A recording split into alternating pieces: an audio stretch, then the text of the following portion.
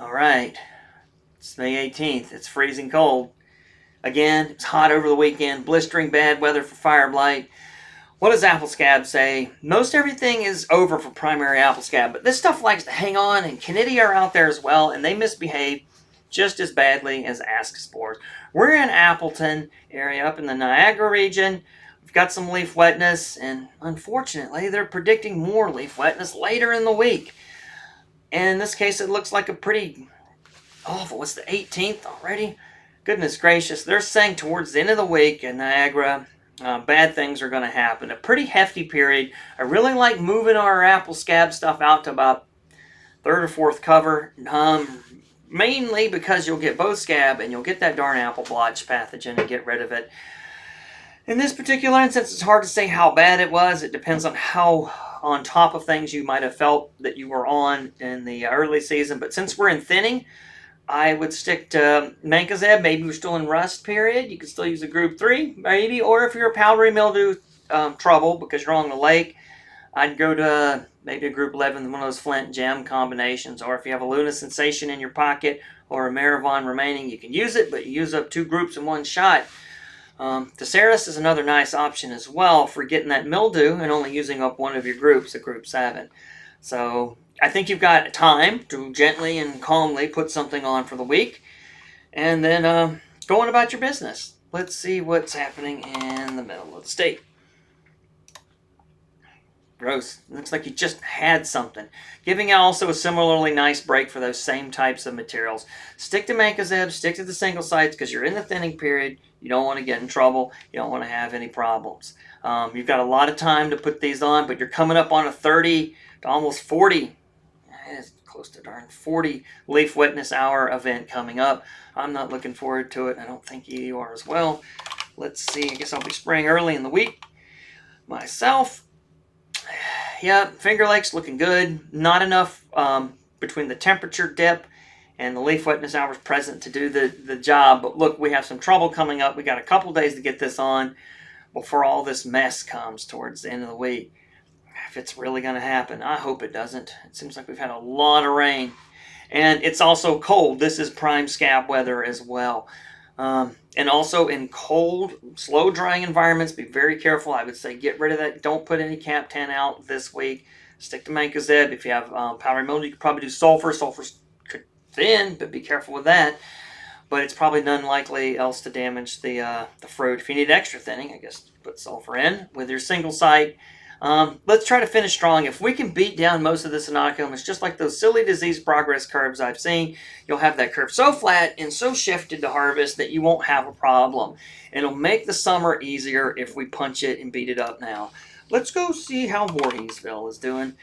Does the Capital District say? No, they're still having a little bit of scab left. It still says they're about 100% maturity. Same scenario, another 40 hours of leaf wetness. They're in something now.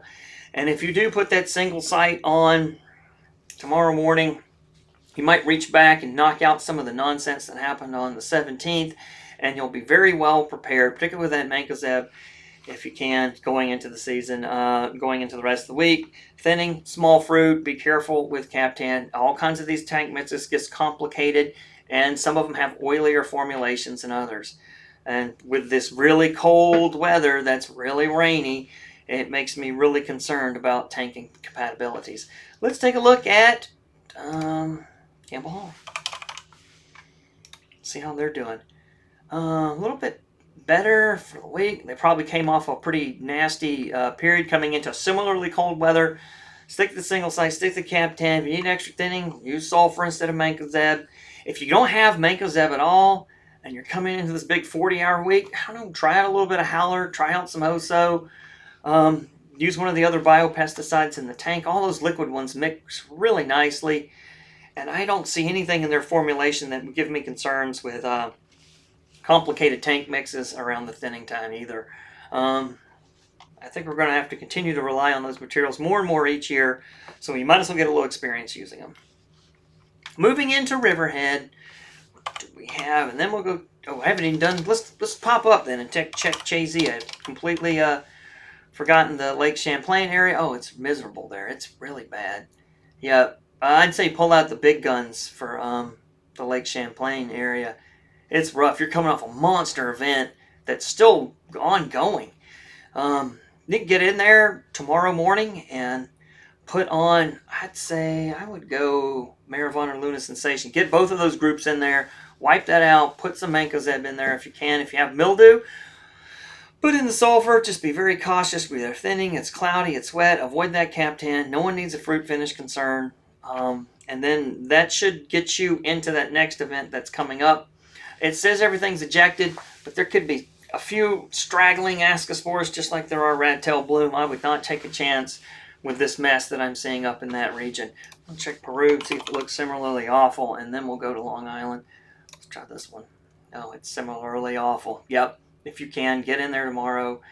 And it has been only 25, about a quarter of an inch. Oh, that's a whole inch when you had that 0.69 in there. That's just miserable. Yep, going hard. Get a couple of groups in there. Get that mancozeb and get that sulfur in there. Watch the cap tan because it is really cold. Now, if you still had group 9s left, you could probably even be affected with an Inspire Super in that particular regard because that group 9 works really well in cold weather. Has decent kickback activity as well. Something to think about. Now we can go to Riverhead. Let's see what we're looking like in Riverhead. We'll never get that Lyrex station back up. Smoother sailing, a lot of leaf wetness hours coming into play there. Nice, just drop that. Just keep well protected. Watch the cold weather with cap tan. Same story as everyone else. Fire blight. I'm hoping this cold weather has ended fire blight concerns forever. We're going to find out. I'm typing fire blight in the station blank. Well, it's just been one of those days. Let's see what we got. Now, we're in Riverhead. What's it say for fire blight? It's over with. You're safe. Let's see how safe they are. Let's just pretend something was still flowering. It says things are fairly safe in there. It's just cooling down. You've come off the most challenging period has already passed. No need for kickback in this sort of regard. Walk away. I think you're going to skate through without any trouble. Let's check Campbell Hall. I know it says it's over with, but let's pick another date in which you still have some flowers to make it. Yep, you're in the mess right now. It's the finish strong part of the fire blight risk. Around the time I'd recommend getting one last kasugamycin in there if you still had actual flowers on a tree. If not, strep will do the job. Or strep and oxytet. It's the big one. You had a decent amount of rain, 1/10 of an inch. Not as much, so you'll probably skate 3, but no point in not finishing strong. I was really concerned about, let's see how the Capital District looks. Ooh, but I keep typing Capital District. All right, here we go. It says they're done. I don't believe anything. There's flowers somewhere in the Capital District. What's it say? Absolute mess of a problem right now. I'm going to move that first blossom date back a little bit more so we see a better picture of how this stuff looks. Yeah, it's just been miserable the whole week. I mean, it's still going. Oh, it's dark. I'm almost be tempted to tell you to put another... I mean, if it's washed, how's it washed it off? Yeah, it's had like an inch of rain, I think. No, not too much, this particular place as the Capital District. You're probably going to be all right of weathering this from your early, hopefully, weekend application. If you didn't do one before the weekend, I'd panic and get real stressed out and put something on tonight or tomorrow morning. And the evening is great because the sun isn't going to break it down in this type of weather.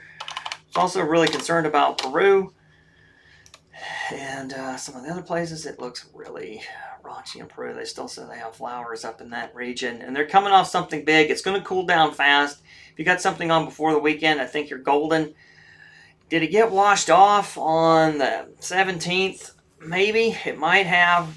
If you feel panicky, put another thing on. If you have highly susceptible varieties. Or you could even top it off with a little like double nickel or something like that if you go in with that scab spray next week. Remember, if you do a biopesticide with your big wetness scab period or kickback instead of mancozeb, you will get extra fire blight management out of it because those things will do double duty and they'll kill both pathogens. So something to think about too if you're in one of these areas like, man, I really like to get something else on. I got to spray for scab, but I have fire blight concern. I don't want to put on one more strep. Then maybe drop in a double nickel or an eco swing or one of those other types of materials or Stargus. They're all in my fire blight trials and they're killing the bacterium. So it's not all bad. Let's look at Chazy. I just want to make sure it looks the same.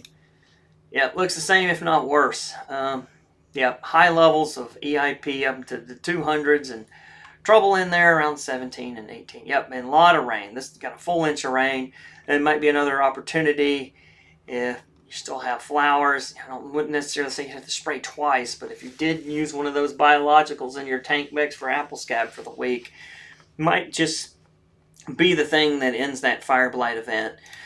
Okay, hopefully things look better in the Finger Lakes region. It seems colder than heck in Geneva.